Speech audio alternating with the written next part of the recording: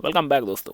तो इस वीडियो में हम फाइनेंस रिलेटेड जितने भी इंपॉर्टेंट वर्ड है, बेसिक वर्ड है, शब्द है, उनके अर्थ मीनिंग देखने वाले हैं। क्योंकि जब हमें फाइनेंस सीखना है और हमें उनके शब्द ही मालूम नहीं है, उनके अर्थ मालूम नहीं है, तो हमें फाइनेंस समझ में ही नहीं आएगा। तो इसके लिए उसके शब्द मालूम होना, उसका बेस मालूम होना बहुत ही इंपॉर्टेंट होता है।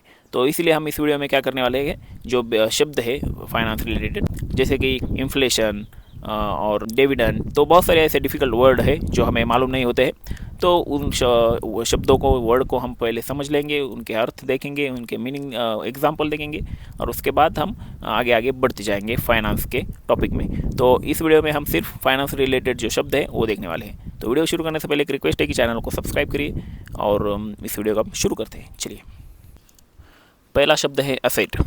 एसेट मतलब संपत्ति, ऐसी चीज़ जो भविष्य में पैसा कमाए या उसकी कीमत हो। उसके एग्जाम्पल देखिए, घर, ज़मीन, सोना, शेयर, म्यूचुअल फंड। तो ये हमें मालूम ही है कि घर, ज़मीन जो ये हमारी प्रॉपर्टी होती है वो हमारी एसेट होती है। दूसरा शब्द है लाइबिलिटी, देनदारी, कर्ज, ऐसी चीज़ जिसके कारण पैसा देना पड़ता है। Example, home loan, car loan, credit card bill. तो देखिए, यहाँ पे जब हम लोन लेते हैं किसी बात के लिए, किसी कंस्ट्रक्शन के लिए, अगर हमारा घर खड़ा करना है और उसके कंस्ट्रक्शन के लिए अगर हमने बैंक से लोन लिया है, तो वो उसके हमें EMI हफ्ते भरने पड़ते हैं, पैसे देने पड़ते हैं थोड़े थोड़े करके। तो हमारे ऊपर कर्ज होता है बैंक का, तो उसे इंग्लिश में लाइबिलिटी कहते हैं।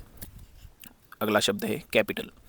कैपिटल मतलब पूंजी, बिजनेस शुरू करने में लगाया गया शुरुआती पैसा।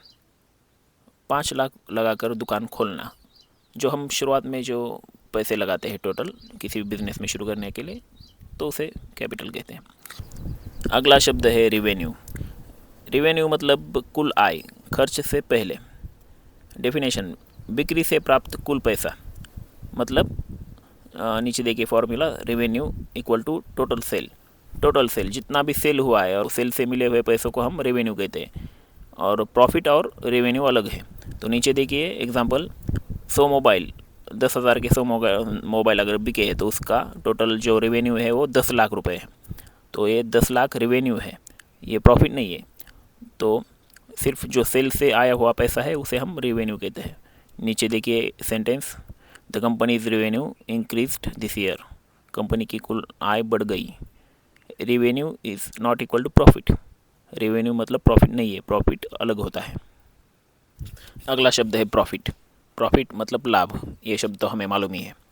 डेफिनेशन, सभी खर्च निकालने के बाद बचा पैसा। Formula, profit equal to revenue minus expenses. Example, revenue 10 lakh minus expense 8 lakh, profit 2 lakh. Next शब्द है कैश फ्लो। कैश फ्लो मतलब नकदी का आना जाना। डेफिनेशन, बिजनेस या व्यक्ति के पास पैसा कितना आया और कितना गया। एग्जाम्पल, सैलरी 40,000 और एक्सपेंस खर्चा 25,000, 25,000, मतलब पॉजिटिव कैश फ्लो। सैलरी ज़्यादा है और खर्चे कम है तो पॉजिटिव कैश फ्लो उसे हम कह सकते हैं, क्योंकि कोई दिक्कत नहीं है खर्चा करने में। Positive cash flow keeps a business healthy. अगला शब्द है इक्विटी, स्वामित्व, हिस्सेदारी। कंपनी में आपका मालिकाना हिस्सा होना, उसे इक्विटी कहते हैं। 10% share equal to 10% equity.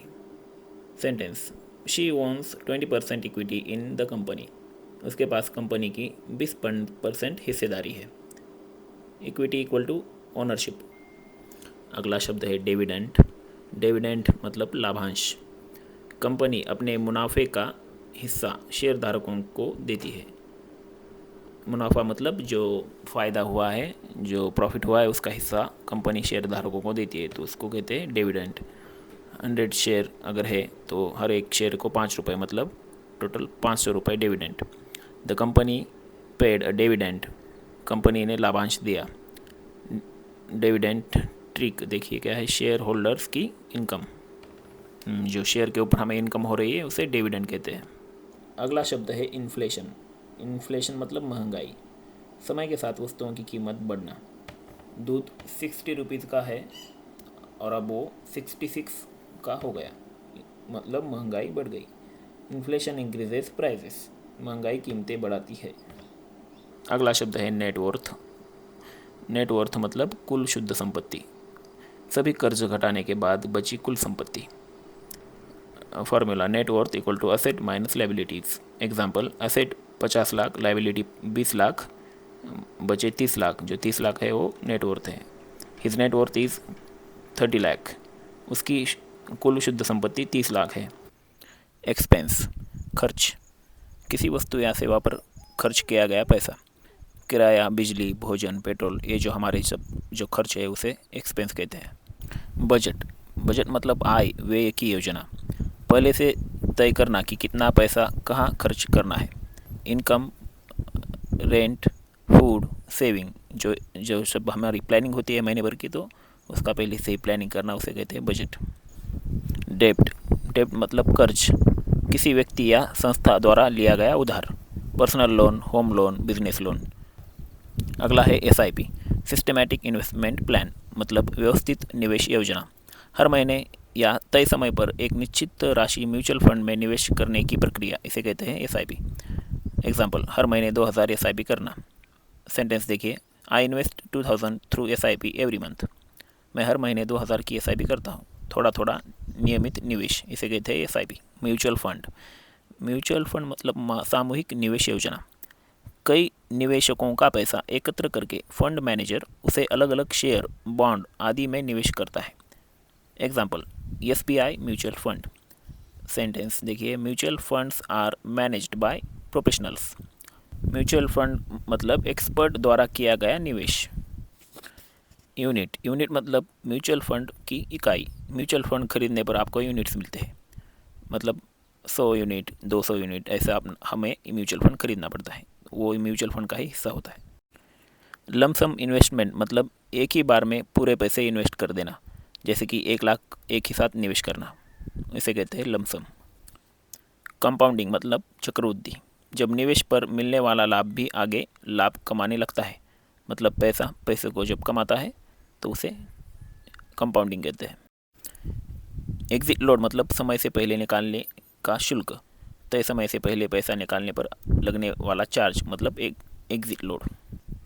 Equity fund मतलब शेयर आधारित म्यूचुअल फंड, जो मुख्य रूप से शेयरों में निवेश करता है।